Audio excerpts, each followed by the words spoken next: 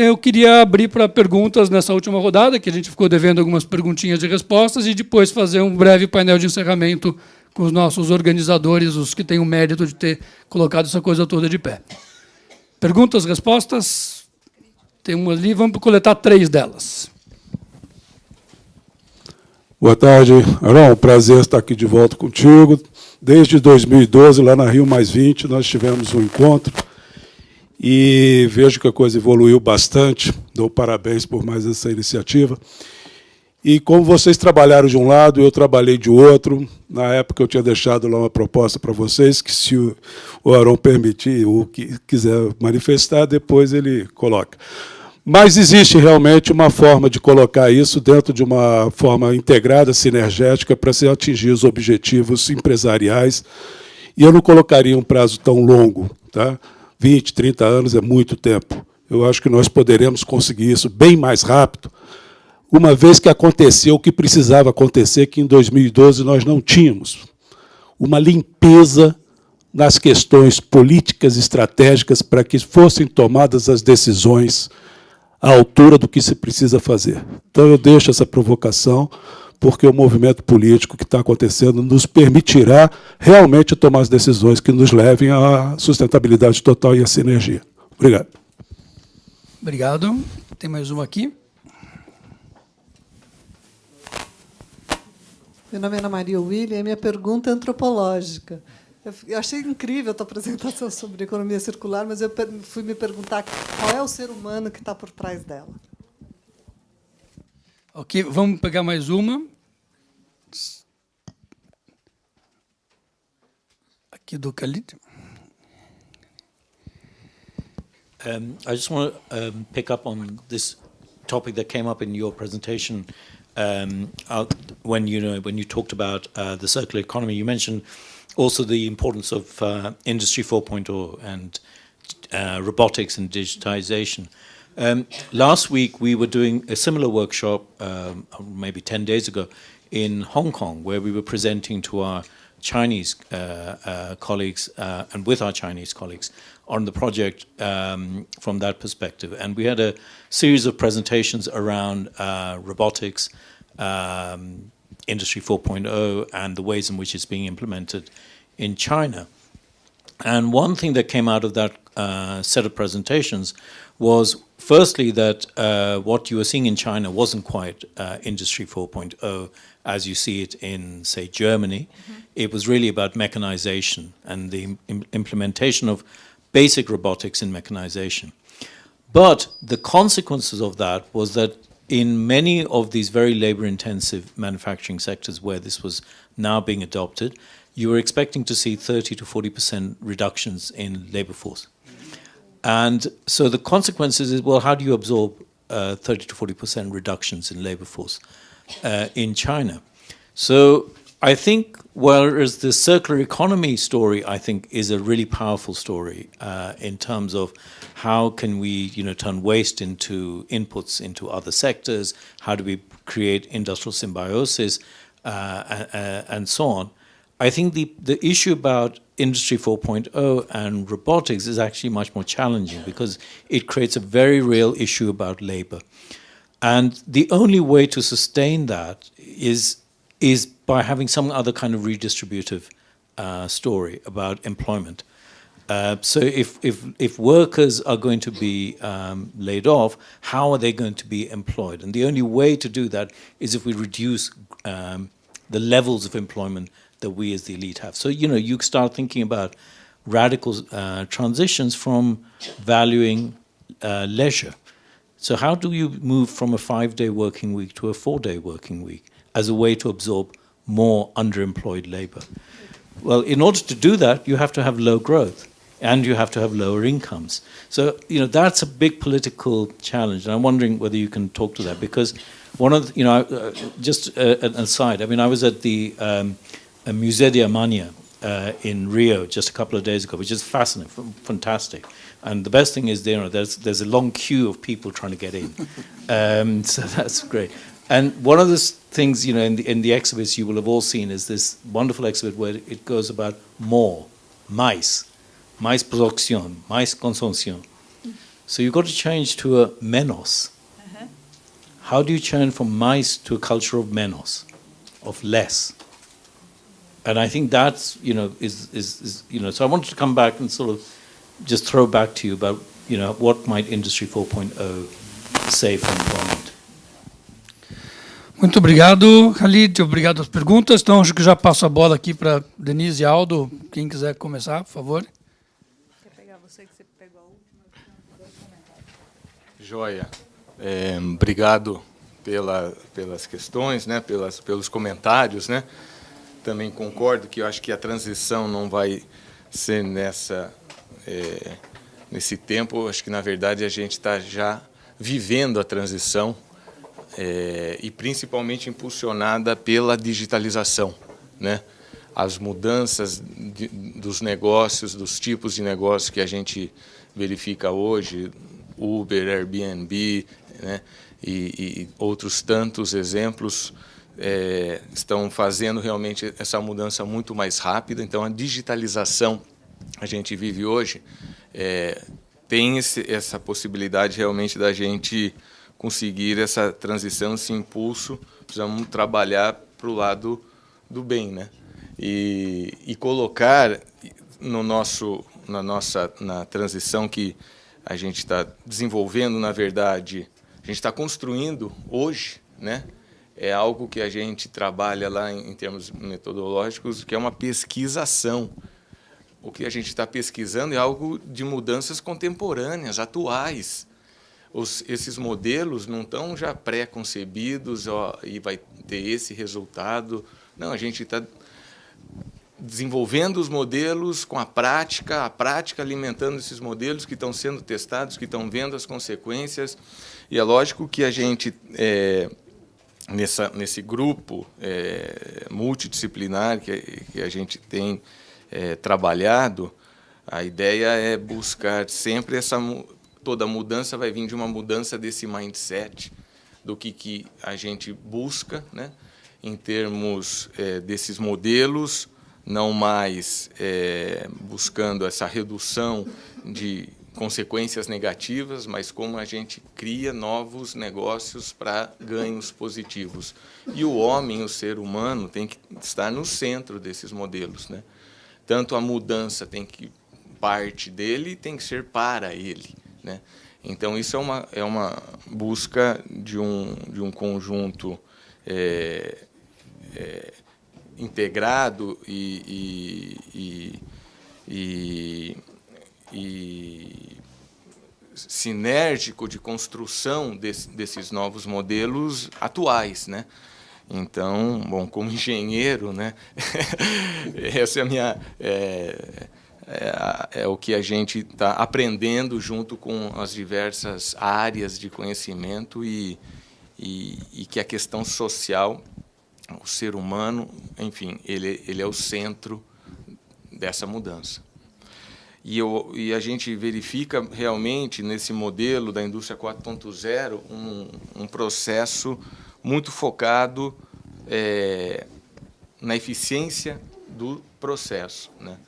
E o que a gente vê nessa visão um pouco mais ampla é que a gente pode ter esses ganhos, vamos dizer assim, da digitalização, não focado no processo, mas nas soluções, e não na indústria, mas nos serviços, e não somente dentro da fábrica, mas de todo o ciclo de vida daquele produto, para que ele possa ser rastreado. Aqui a gente teve uma palestra anteriormente mostrando algumas tecnologias já que rastreia os produtos, e a gente consiga administrar, portanto, esse recurso de forma muito mais ótima, ou mais próximo a isso, e reduzindo, portanto, esses desperdícios e recuperando, portanto, esses valores.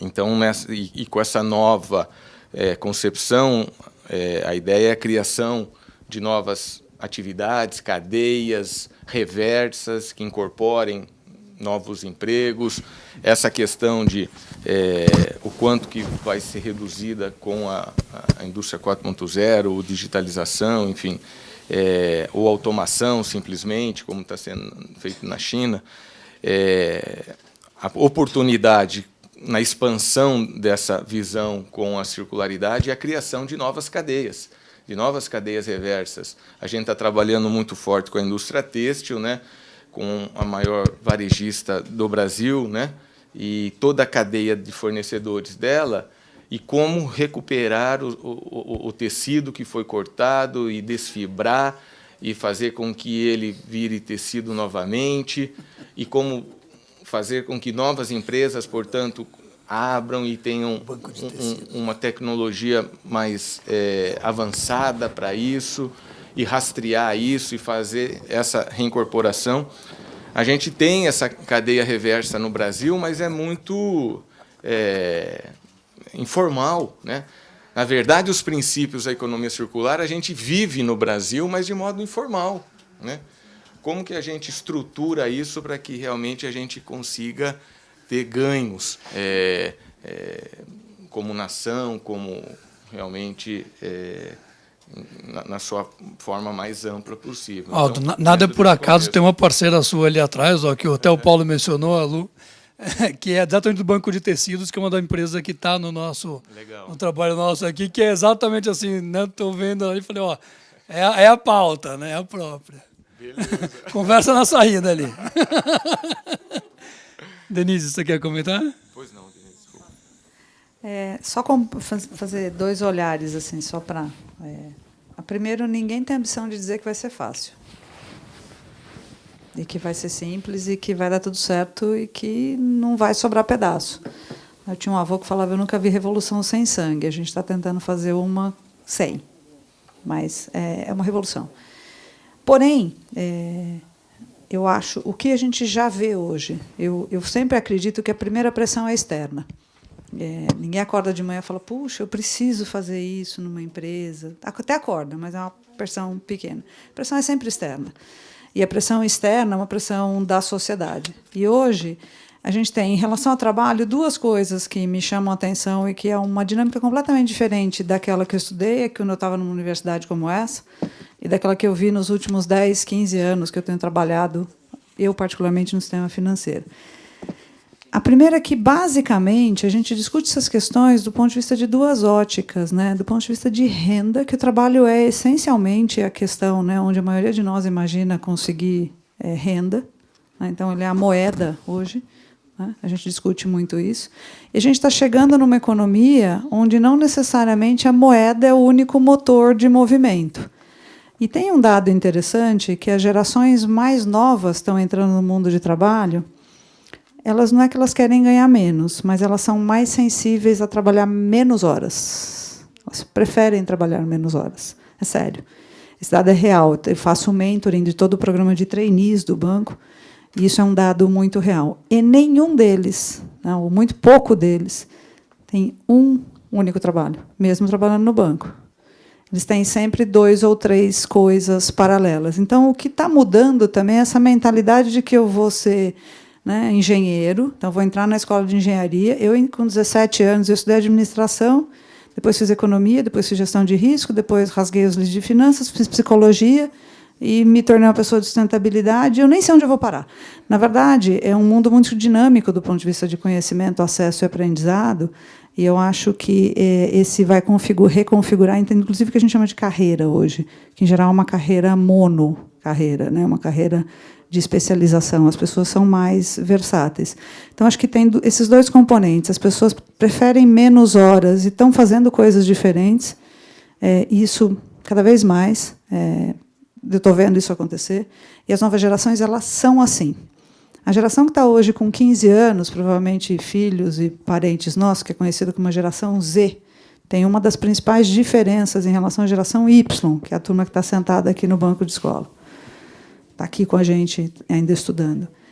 E uma das principais diferenças é essa. Ela continua ainda tendo valorização de os lugares que têm maior oportunidade, enfim, pagam bem, mas a valorização de tempo que ela dedica ao tempo dela para o trabalho junto a uma empresa versus ao tempo dela para uma coisa que ela mesma quer fazer, mudou muito. Essa é a terceira variável que ela olha, o quanto a empresa está disponível a conviver com coisas que são muito mais individuais e que não e podem operar fora da empresa.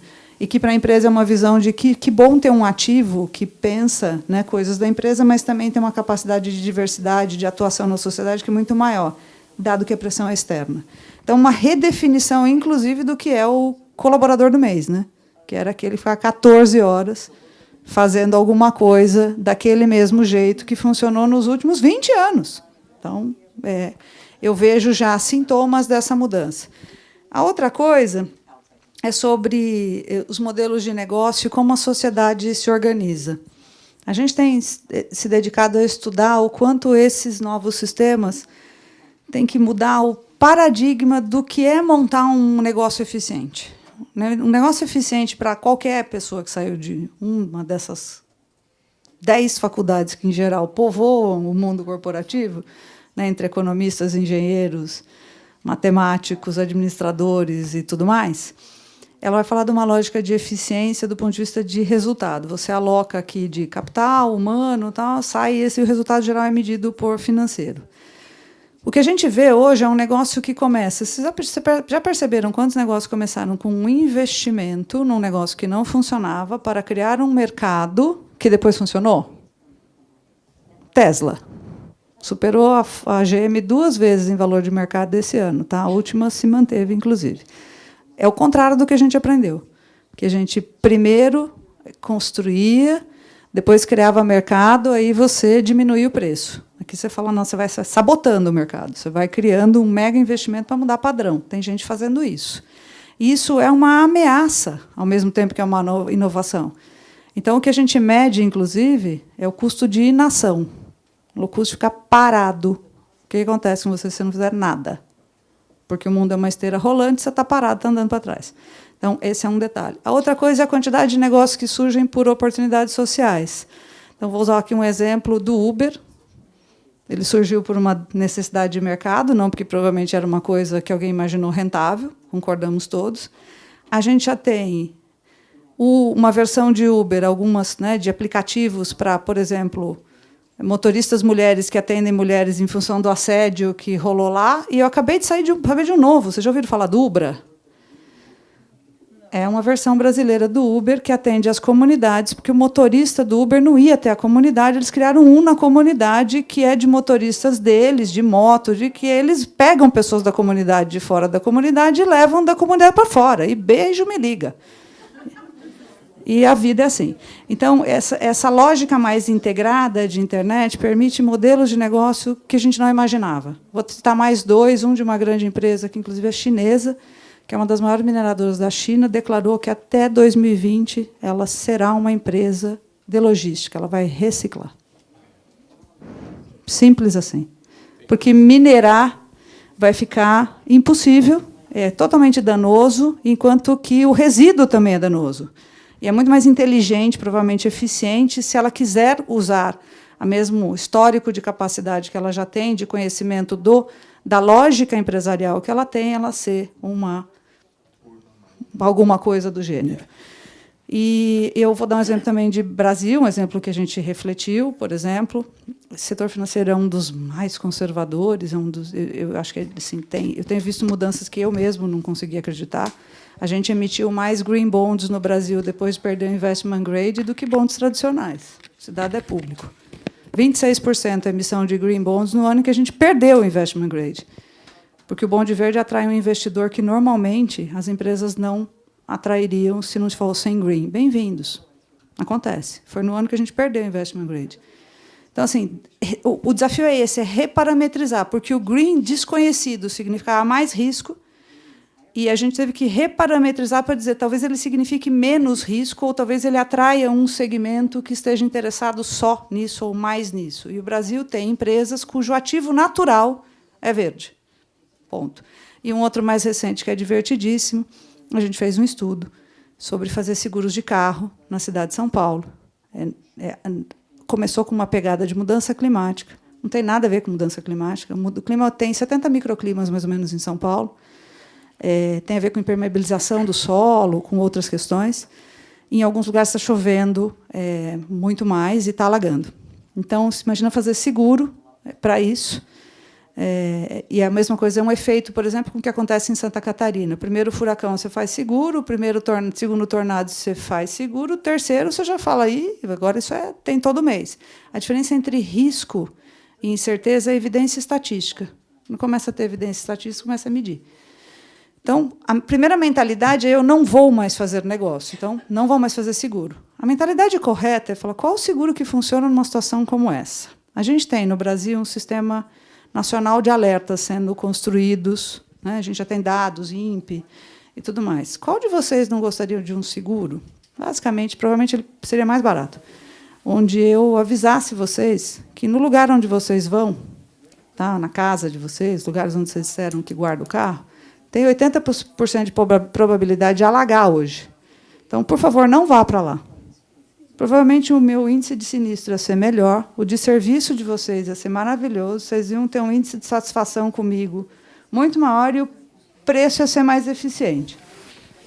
Então, não tem perda e ganho, tem repensar um modelo de negócio que funciona para uma atualidade como a nossa. E o que a gente tem hoje não funciona mais. Ele foi feito numa realidade da era industrial, emitia carbono, tinha menos gente, a gente foi uma espécie super eficiente. Agora, ferrou, só tem um planeta. Esse negócio de astronauta é meio perigoso. Tem gente achando que Marte é uma alternativa. Então, a gente já está na nave. Está indo para de eficiência do processo, que é uma coisa muito individual, para eficiência sistêmica. E do mundo do net zero, a gente já veio do mundo do corrigir o net negativo. Faz, mas gera alguma distorção, né? Morre 3, acontece alguma coisa, tudo bem, porque a maioria do resultado é positivo. Para o mundo do net zero, que é onde a gente está hoje. Tá? 0 a 0, você passa mais ou menos de ano, meio mal, não é o melhor aluno da classe, para o mundo onde o seu negócio contribui para o sistema, que é uma lógica mais integrada, mais regenerativa. A gente chama isso, o que eu mostrei aqui de impacto positivo é esta lógica. Tá? Eu não tenho dúvida nenhuma, assim, de novo, eu meço sucesso de empresa com a mesma lógica dos investidores. Você está conseguindo atrair gente para comprar e para trabalhar na sua empresa? Reter essas pessoas? Se não, meu amigo, em 10 anos você está no sal. Em 10 anos eu vou estar lendo Valor Econômico, provavelmente, lá em casa. E, né, vocês vão estar sentados nos nossos lugares. Então, e aí, como é que vai ser? É isso. Muito bem.